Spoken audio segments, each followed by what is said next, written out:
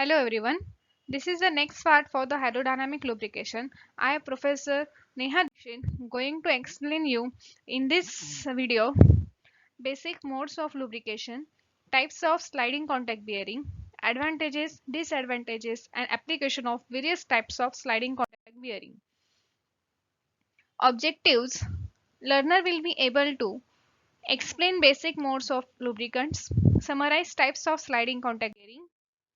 Now, we will see first basic modes of lubrications. In lubrication, two contacting surfaces which have motion relative to each other are separated by a high pressure film of lubricant. Based on creating high pressure film of lubricant between contacting surfaces, lubrication can be classified into the following four types. First, hydrodynamic lubrication, hydroelastic lubrication, elastohydrodynamic lubrication, and solid film lubrication. See, this is the classification based on creating high pressure film of lubricant. We will see in next slide what are the hydrodynamic, hydroelastic, elastohydrodynamic, and solid film lubrication. First, we will see pressure development in oil film. Hydrodynamic lubrication. The two surfaces in relative motion are separated by a relatively thick film of fluid so as to prevent metal to metal contact. The hydrodynamic lubrication is also called full film or thick film lubrication. Moving surface pulls the lubrication into wedge-shaped zone at velocity sufficiently high to create the high pressure film necessary to separate two surfaces against load. In this diagram, we can see if journal and bearings are rotating, then because of the rotation, wedge-shaped film is created in this zone, okay, and then a thick film is pulled in that wedge-shaped zone so as to prevent metal to metal contact. Next is hydrostatic lubrication. The load supporting high pressure fluid film is created by an external source like pump. So, unlike hydrodynamic lubrication, hydroelastic lubrication does not require motion of one surface relative to other. In diagram, we can see that there is a fluid film. Load supported high pressure fluid film is created because of the external source, that is the pump.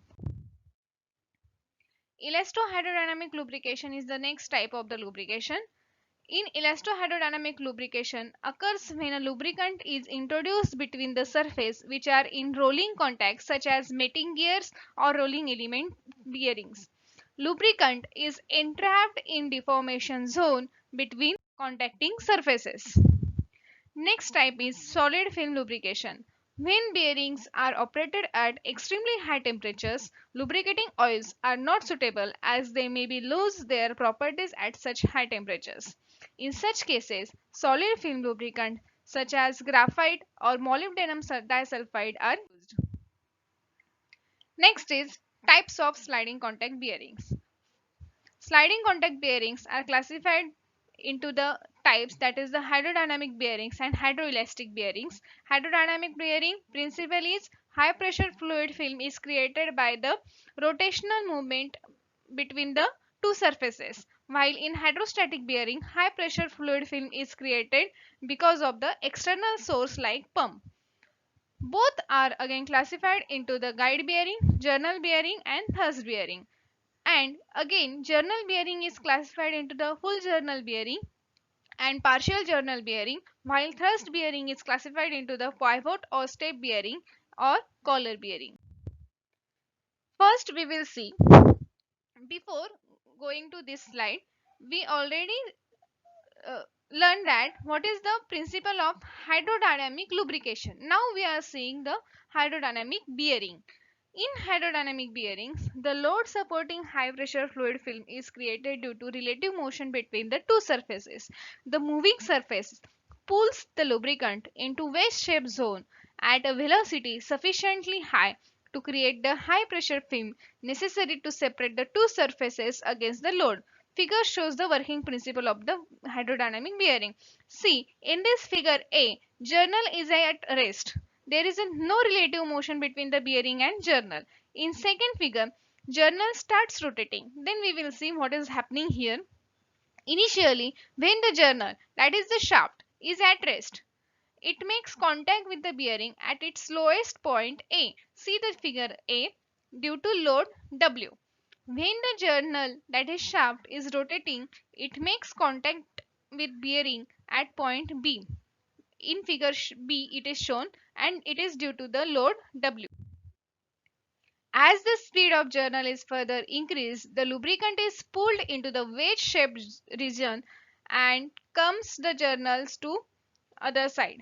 The converging wedge-shaped film between point C and D supports the journal. It is shown in figure C.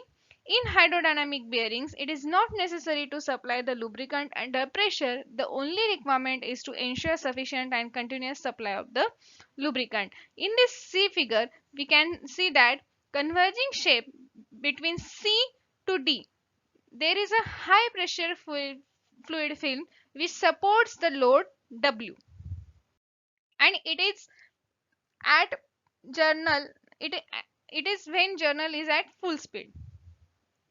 Advantages of hydrodynamic bearing: they are simple in construction and easy to maintain. They have low initial as well as maintenance cost. They do not require auxiliary equipment like pump. They are reliable. They have low power loss. Next, limitations of hydrodynamic bearing: they cannot be used for low speed as well as extremely high speed applications. They have high frictional loss at low speeds. They offer high starting friction, and both these limitations are because when there is a low speed or when there is a starting of the machine, then there is a minimum film thickness is there, there is a some metal to metal contact is there, so they offer high starting friction and high frictional loss at low speed. They have poor positional accuracy. Fluid film breaks during the starting and supporting of the machine. Hence, they are not suitable where there are frequent start and stoppage. Applications of hydrodynamic bearings are in engines, in large centrifugal pumps, in hydraulic turbines, in guideways of machine tools, where there is a less frequent starts and stoppage of the machines. Next type of bearing is hydrostatic bearing. We already seen the hydrostatic lubrication principle. In hydrostatic bearing, the load supporting high pressure fluid film is created by an external source like pump. The lubricant, which is pressurized externally, is supplied between the two surfaces. So hydrostatic bearing do not require motion of one surface related to another. Advantages of hydrostatic bearing: they can take heavy loads even at exceptionally low speed. The load carrying capacity of hydrostatic bearings is independent of speed. They have very low frictional loss even at starting. They have high positional accuracy. In hydrostatic bearings, any fluid which is already present in a device can act as a lubricant. For example, liquid oxygen is present in a rocket engines, or water in a hydraulic machinery, kerosene in a aircraft engines serve the purpose of the lubricant. Limitations of hydrostatic bearing: they require auxiliary equipment like pump, filters, supply lines, etc. Hence, the system is complicated, expensive, and liable to failure. They have high initial as well as maintenance cost. As parts auxiliary equipments or auxiliary parts are increased, then obviously initial and maintenance cost will be going to increase. Applications of hydrostatic bearing: in vertical turbo generators, rolling mills, large telescopes, gyroscope, machine tools, and high speed drills.